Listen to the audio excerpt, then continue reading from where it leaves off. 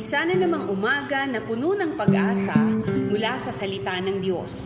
Halina at makibahagi sa ating umagang pagbubulay, pagpapalakas at pagpapatatag sa ating pananampalataya sa Panginoong Hesus. Mula sa Section 6 ng Southern Tagalog District Council of the Assemblies of God, tayong lahat ay magkaisa sa pagpapalagong espiritual.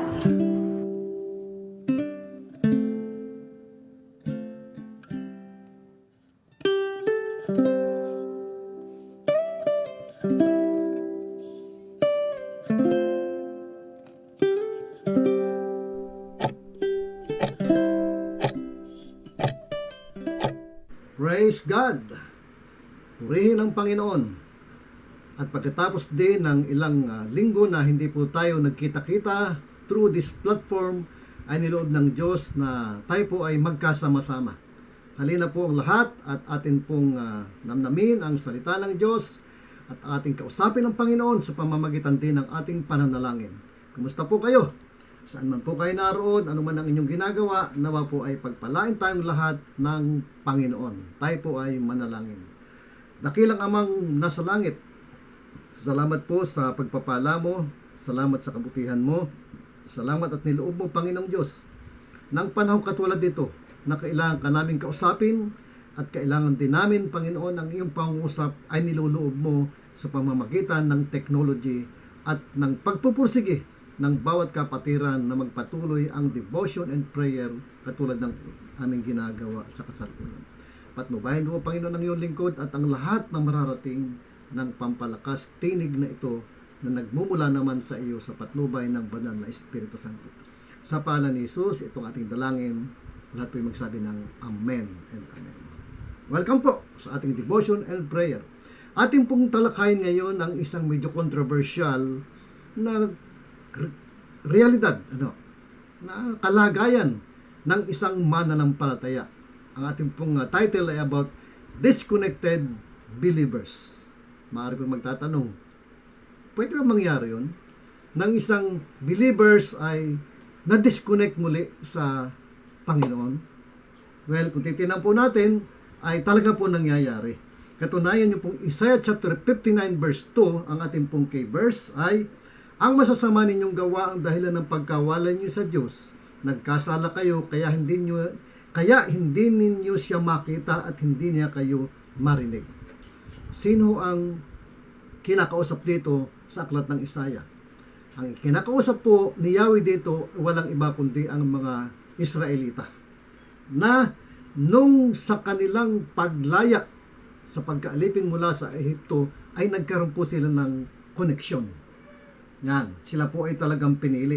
Ngunit sa panahon po ng kanilang mga paglalakbay dahil sa katigasan ng kanilang ulo, marami rito ay na-disconnect sa Panginoon. At sabi nga sa kasaysayan ay walang nakarating sa lupang pangako na may edad na 20 pataas simula nang umalis sila sa bansang Ehipto, maliban sa dalawang kanyang pinili, kundi walang iba kundi si Caleb at saka si Josue. At ang karamihan dito ay na-disconnect. Kaya, titignan po natin, ano po ang maranasan at dapat gawin ng isang tao para siya ay ma-disconnect o ma-connect sa Panginoon. Yun po ang ating pag-uusapan. How to be connected sa ating pong Panginoon. Well, yun po, dapat number 1 ay may relasyon. Pag sinabi po may relasyon, yan, sabi po sa John 1 verse 12 ay, yan, ating pong basahin para po ating mas malinawan pa. Ito po ang sinasabi. John 1 verse 12. Yan. Subalit ang lahat ng tumanggap at sumampalataya sa Kanya, ibinigyan niya ng karapatang maging mga anak ng Diyos. So ito po ang isang palatandaan, isang dapat gawin ng isang tao kung gusto niyang makonect sa Panginoon.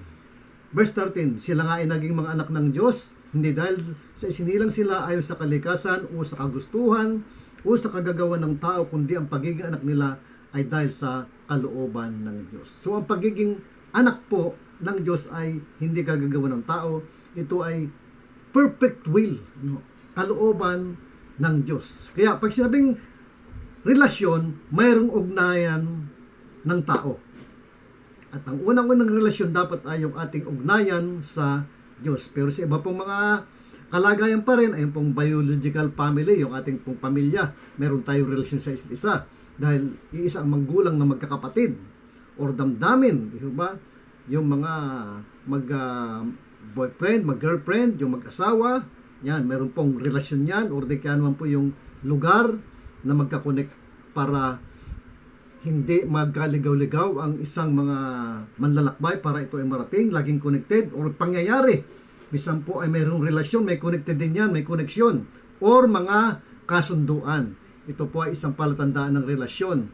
At yun naman pong connection ay yung tinatawag nating pagdudugtong, pagkakabit, o pag-uugnay ng dalawang bagay o higit pa. Dahil po tayo ay may relasyon sa Panginoon, mayroon tayong pong connection sa Kanya, kaya tayo po ay connected na sa Panginoon. Yun po ang kalagayan natin.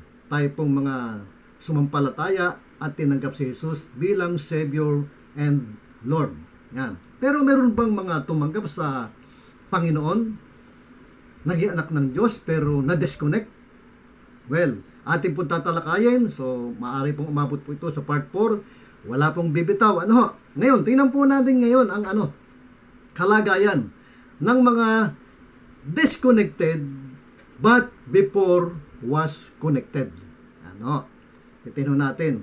Meron pong 4 na halimbawa dito na ating makikita. Sino po ang number 1? Na dating connected pero tumagal ang panahon, dumating ang pangyayari na sila ay na-disconnect. Sa unang talata pa lamang po ng banal na kasulatan, sa unang aklat pa lamang makikita po natin ang dati connected pero disconnect. Sino yun? Ang ating ninunong si Adan at saka si Eva. Si Eva. Yan. Alam natin na sila ay nilikha ng Diyos, unique, at sila ay pinamahalaan ng Diyos na siyang magiging caretaker. Silang steward na tinatawag upang ang mundong ito, katunayan nga ay sa kanila nga, kay Adan nga ibinigay ang pamamahala upang bigyan ng pangalan ang lahat ng uri ng hayop, at ang mga halaman dito ay kanilang makakain maliban sa isang kondisyon, maliban sa isang puno na ang bunga nito ay huwag kakainin dahil ito nakakaalam ng mabuti at masama. Pero ito pong sa Genesis chapter 3 verse 23 ay ano nangyari? Kaya pinalayas niya sa halamanan ng Eden ang mga taang tao upang magbungkal ng lupang kanyang pinagmulan. So, ang nangyari na sila magkasala at kanilang kinain ang pinagbabawal na bunga, sila po ay pinalayas ng Diyos sa halamanan ng Eden. Kaya nangyari, sabi nga, huwag daw kakainin at sila ay mamamatay. Pero pagkatapos nilang kumain, sila ay buhay pa rin. Ano ang na-disconnect? Ang kanilang spiritual na koneksyon o relasyon sa Diyos kay Yahweh ay naputol because of sin. Sila ay connected and then naging na-disconnect ho sila. Yan po ang isa sa mga halimbawa. Pangalawa, sino? Si King Saul. Sino po si King Saul? Si King Saul ang unang hari ng Israel na pinili ng Israel, mga Israelita. Bagamat sila ay pinangunahan ng mga hukom noong panahon na yon, pero pumili sila at dahil sa konsiderasyon na binigay po ni Yahweh ay in God's permissive will ay pinayagan nila. So binasbasan din niya si Saul na isang mahusay na mandirigma at siya nga naging unang hari ng Israel. Pero pagdating po ng oras, siya po ay na-disconnect.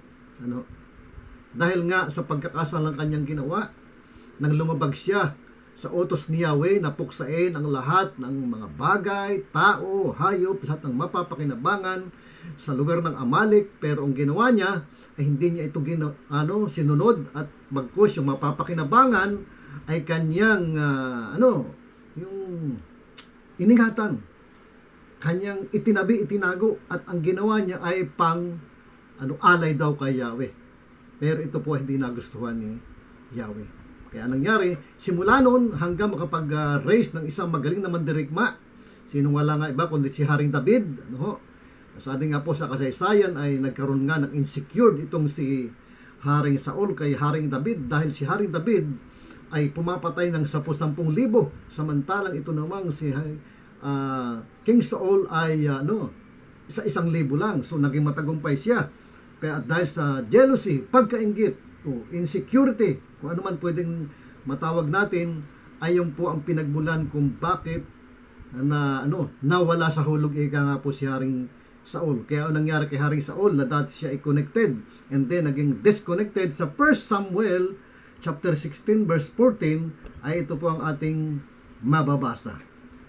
1 Samuel chapter 16 verse 14, sabi, samantala, ang espiritu ni Yahweh ay umalis na kay Saul, at sa pahintulot ni Yahweh, isang masamang espiritu naman ang nagpahirap kay Saul. Yan. Umalis yung espiritu sa kanya. Yung covering ho ng Diyos kay Haring Saul ay nawala. Yung kanyang koneksyon kay Yahweh ay na-disconnect. Na dati siya ay isang talagang masabi natin kinikilalang mahusay na mandirig na mga leader, kinikilalang pinili na hari ng Israel, pero lahat ng iyon ay nawalan ng kabuluhan. Kaya napakahirap po talaga na kahit anumang pong position meron tayo, pero kung wala naman tayong connection at relation sa Diyos, ang lahat pong ito ay baliwala rin. Amen po. Yung pong pangalawa, si King Saul. At ang pangatlo ay sino?